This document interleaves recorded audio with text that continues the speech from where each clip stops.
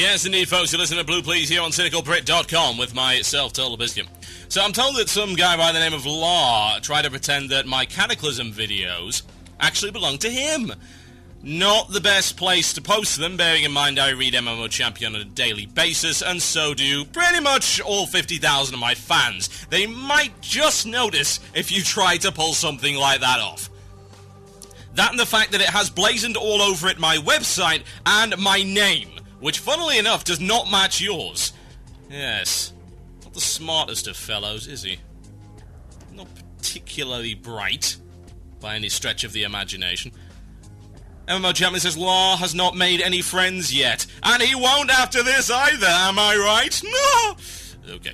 Right, okay, let's talk about other things, shall we? In probably not a few minutes, but in the next couple of segments I'll do the Q&A, but I would like to talk a little bit about the prospect of leveling an alt in Cataclysm. Will I do it? Probably not, but I will tell you why other people might do it. Okay. So, leveling an alt in Cataclysm is a particularly cool prospect. And the reason it's a particularly cool prospect is because it's all change. Yes, indeed. Everything is changing. Those times, they are a-changing. Those zones, they are a-changing. The classes, they are a-changing. Hell, the ownership of certain zones, they are a-changing. It's crazy, isn't it? So, would you want to level an alt? Well, a lot of people are going to try the Worgen and the Goblin, and honestly, I don't blame them. I think both of those starting areas, and it's difficult for me to say this because I've never believed that races were real content before. But in the case of the Goblin and Worgen starting areas, everyone's going to want to play those at least once. They're pretty funny. They are also very engaging. Worgen 1 specifically. There is a difference between the two. A very, very big difference. The first difference is the fact that one of them is all about gimmicks and all about silly mechanics and all sorts of crazy things like that. And the other is about a tightly knit story. Something that's very cohesive, something that has a solid overarching narrative throughout the entire thing. It's very scripted, it's very phased, and you don't really get an awful lot of opportunity to explore, and you don't feel the need to do so either. The Goblin starting zone, on the other hand, much more open, a lot more room for exploration, and there is a mechanic in that, specifically, that really, really makes you want to have a look around. So, what do you do? Do you want to play your existing character, or do you want to level up an alt? I haven't had the chance to really do leveling outside of the starting zones of the new races yet. I've done a little bit of leveling on the Troll, which was the Echo Isles, which is good. I've got a full video coming up of that. I haven't finished it yet. It'll take a little bit of time. I obviously did the first Goblin, and I did the first Worgen. The killer is whether or not you can keep people playing after they've gotten out of these custom-designed starting areas. Because these starting areas could be treated by some people as a front, a veneer. Now, what you've got to be concerned about is whether or not that's all it is. Because if it's all it is a veneer, and all it is a way to try and impress you early on and get you into it so that you accept a lower quality of content later, then that's a bad thing. That sucks. It's not what you want. However, what I've heard thus far is that they've really gone to town. Red Ridge, for instance, not known as the most entertaining of places, is apparently now really, really great indeed. A lot of different zones have changed. The Barrens obviously has changed completely. they've made the Barrens not so much smaller, they've just split it down the middle. So all of the questing you used to do across the entirety of the Barrens, you now only do in the northern half of it, and then the southern half is where a lot of higher level stuff occurs. It's the part that's been split by that great fissure down the middle of the zone. It's probably a good thing, honestly, considering the amount of nonsense that actually occurred in there. It took so very, very long to get everything done in the Barrens. I despise that zone. I hate it with a fiery passion. I would like it to go away, and, well, if you can't make it go away, the least you can do is make it not suck. That would be nice. Looks like they've got that covered, from what I can tell of it thus far. I flew over it, and I had a look around. A lot of the questing areas seem to have been changed. The crossroads hasn't, funnily enough, and I've expected that to be militarized, because that seems to be the common theme of a lot of the Horde outposts at the moment. Make them spiky, make them well-defended. The crossroads is the same. So I might say that it might be changed before launch, but there's no real way to tell. It might be, it might not be. Who knows? There's a lot of things to go into this beta, and you shouldn't necessarily judge it by what's in it at the moment. This is a real, genuine beta, as opposed to a marketing exercise. Which is good, because I actually expected it to be a marketing exercise. What with the whole, we're going to invite a bunch of journalists first kind of thing, yeah. I had really poor hopes, but yeah, it is a buggy mess, which is exactly what I want to see out of a beta. I want to see a beta that gets regular builds, regular content updates, gets bugs fixed based on feedback, gets balancing based on feedback, and feels like a real testing experience where the community and the testers get involved to make a better product. I don't feel Wrath of the Lich King really pulled that off. I mean, sorry, if Wrath of the Lich King was entirely tested, then why didn't the community turn around and say, this is not enough content, and this content is too easy? Why did they not say that? Somehow I think that actually was more of a marketing exercise than anything else. I played that beta, I did the first couple of instances, and I wasn't all that impressed by them. I mean, visually, the Nexus was great, but things like Utgard Keeper and all that kind of thing, the Violet Hole was garbage. And yet they didn't really do anything about that. It seems like they're going out of their way to make the game more impressive across the board. Now you might wonder, why are they doing all this stuff with the starting zones? It's not just to support ults, that's what you got to understand. It's not that they want you to roll an ult, although they would be fairly happy if you did.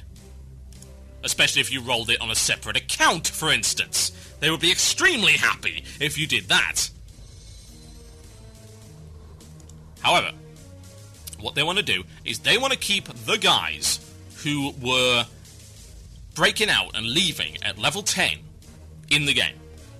How are they going to do that? They're going to provide a custom-crafted experience up to level 10! Shock horror. As far as I can tell, these starting areas are going to get you up to about that. And I've been looking around, and Ashara is one of the zones that you can now go into at around level 14. So if you think about how the goblins set up right now, you've got the Lost Isles, which I think are going to allow you to level up to, well, it might even be to about 14. You've got Echo Isles, which, it's a good starting area. I don't know how intense they're going to make that. They'll probably send you up to Razor Hill eventually. But I would think that what they want to do is ensure that your leveling up experience is as cool, as unique, and as engaging as possible. Because God knows right now it isn't. Here's the thing. Back 6 years ago, that leveling experience was genuinely new and engaging because it was polished. You remember all the reviews that were waxing lyrical about the questing system and the starting areas and how the game got you into it so very easily and smoothly and said, hey, I'm going to take you by the hand, I'm going to give you some items and some pocket money, and you're going to feel good about that. That's not enough anymore. This is 2010, every other game's done that, and some of them even have actually done it better. And Warhammer Online was a good example. That did it well. Aeon did it well. DDO does it completely differently now. They've completely remodeled their game. And indeed, their leveling up experience, their starting area is second to none. So it's about time that Blizzard upped their game a little bit in, well, both figuratively and literal senses. It's something that has been well overdue. And finally, here it is. Am I going to be rolling an alt? Well, I don't know. Questing has always been a bit meh for me. It's not something that I am engaged by. It's not something that I'm really interested in any real respect. However, there is a lot of quality here. What I've seen from the Goblin and Worgen starting areas is they have tried to integrate vehicles in such a way that they did in Wrath of the Lich King. You remember those additional types of quest that I mentioned? The World of Warcraft questing architecture consists of 5Ds.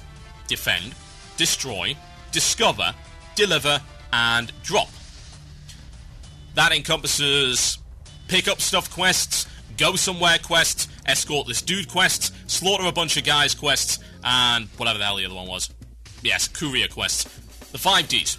However, in Wrath, you've got 3 more. You've got Magic Wand quests, and you've got Vehicle quests, and you've got Bombing Run quests.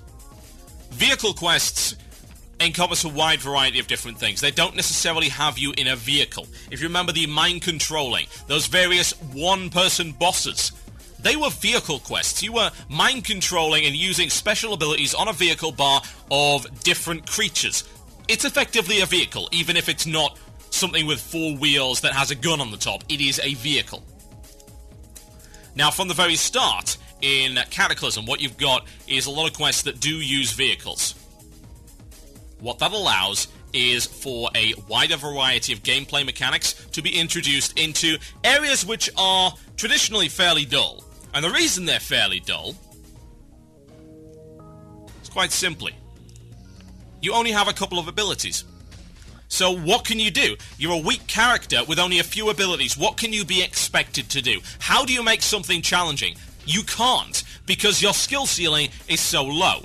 You're going to hit that skill ceiling at a certain point, and then you can't be any better than you already are, because you don't have the tools at your disposal to be better than you already are. With Cataclysm, by introducing vehicle mechanics across the board, and they are much better than they used to be. Don't worry if you think that these vehicles are going to suck, they do not. The car in the Goblin starting area, it's good stuff. The turret mechanics, nice and polished, they work very well indeed.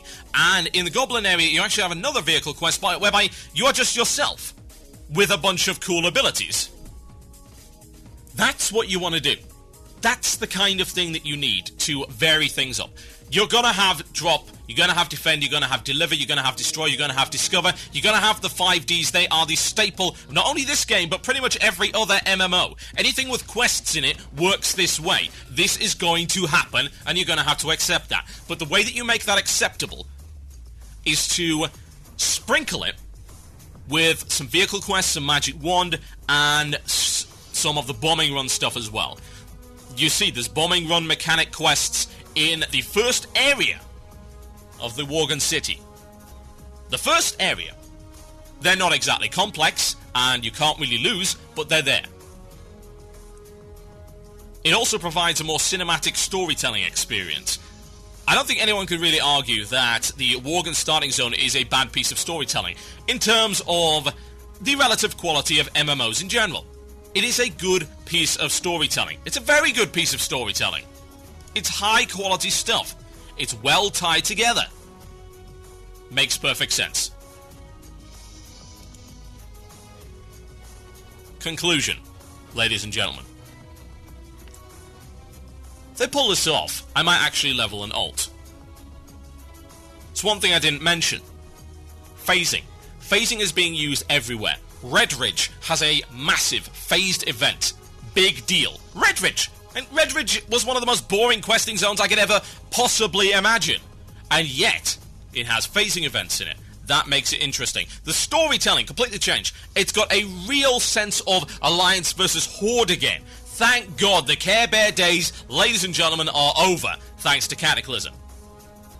I accept our new glorious Overlord Garrosh Hellscream and any orders which require me to stab an elf in the face. I am totally cool with that. And if I get to set a Worgen on fire while I do so, then so much the better. So, Viva la Cataclysm questing, ladies and gents. You're gonna have some fun with it. My name's Total Biscuit. You're listening to Blue Please, here on CynicalBrit.com. I am going to be back right after this, and we're going to do the Cataclysm Q&A, and then we might do some Murloc. What does that sound like to you? Yes, indeed. What can we play? Well, considering the state of the channel right now, the name of this track, well, the band is called Soilwork. The name of this track, Like the Average Stalker. Enjoy.